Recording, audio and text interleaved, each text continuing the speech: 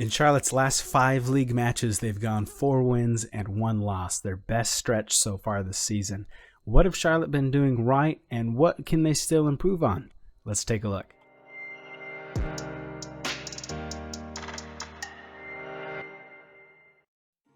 Hi, my name is Maxwell, and this is Crown Breakdown, short video show where we cover Charlotte FC.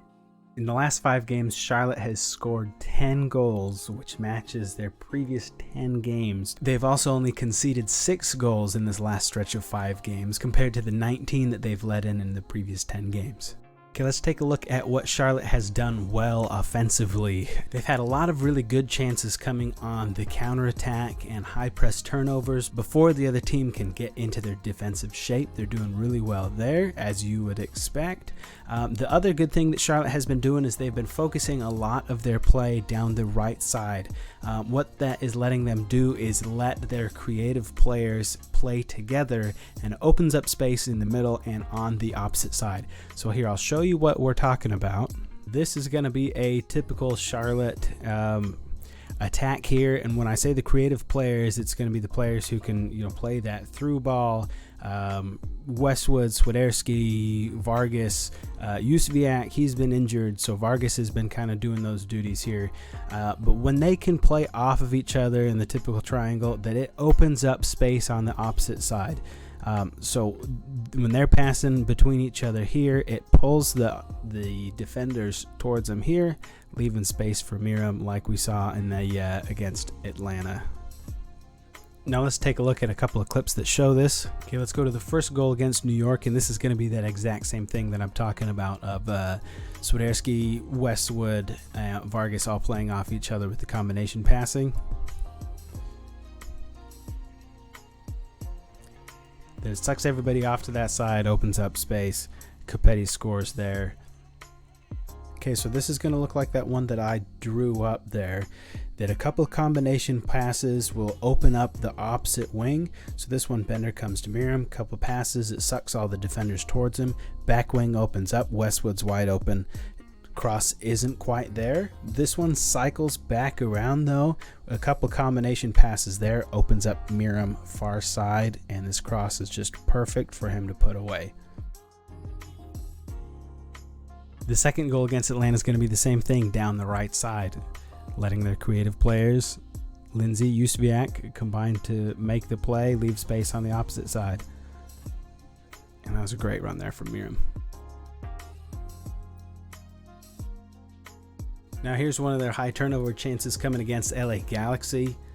Again, the play is going to be coming down the right side here. Karol Swiderski's open all day right there. Cambridge didn't do quite as good of his job as we would have hoped. Swiderski had room for a pass, but in the end, there's a chance created there. Now, what has Charlotte been doing well defensively? They've adjusted their defensive shape so it looks a lot more like a 5-4-1. The center defensive midfielder, which is normally Jones, has been playing back in line with the center backs, which give us a little bit more versatility. And then you've got Bronico and Westwood plus the wingers forming a low block. Once Charlotte gets set in that block, they've been pretty solid. So I'll show you what I'm talking about here.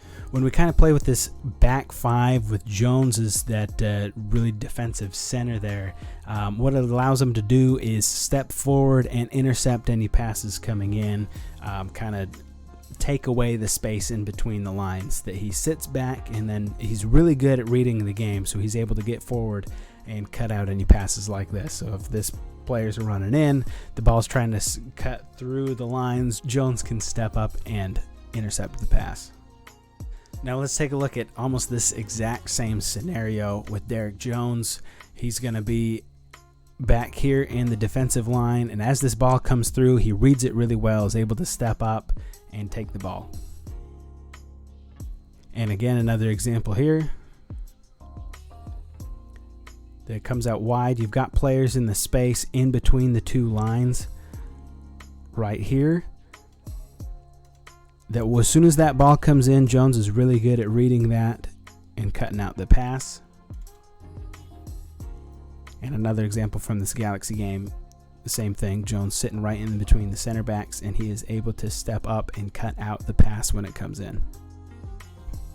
Now, Charlotte's also been doing well at harassing the playmakers from the other team, that they'll step up, get physical with them, don't really let them play their game, which has been working out really well.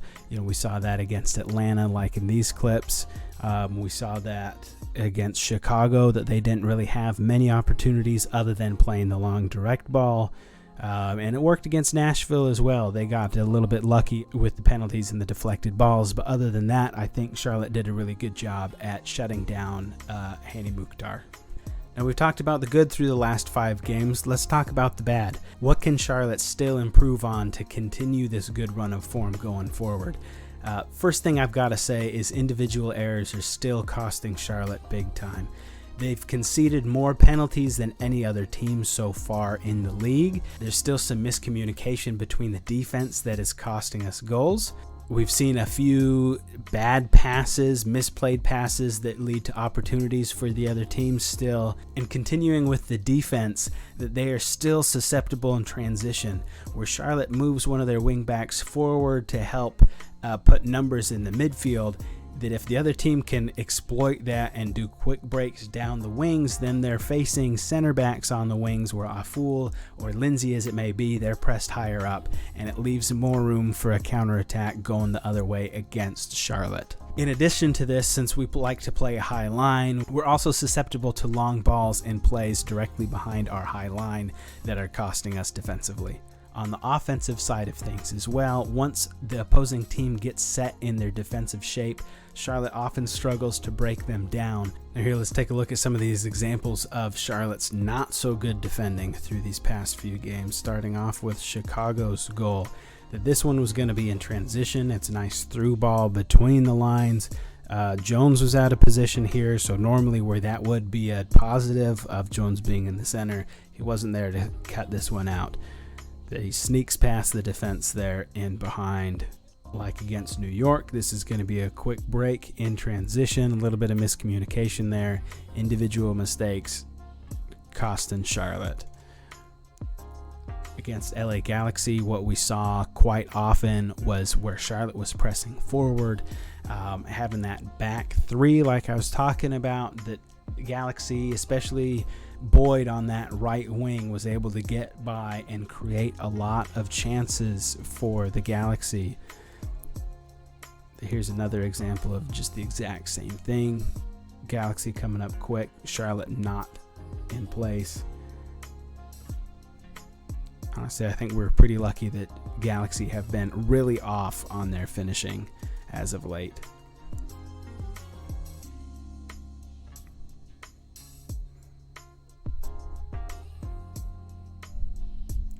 And it's another through ball in behind that Charlotte, where they're playing that high line, their defenders aren't quite fast enough to catch up when we're playing against a team that has some speed. But overall, Charlotte has been grinding out results. They've been getting wins. Not all of them have been pretty. We've got come from behind wins. We've got gritty wins. But a win is a win.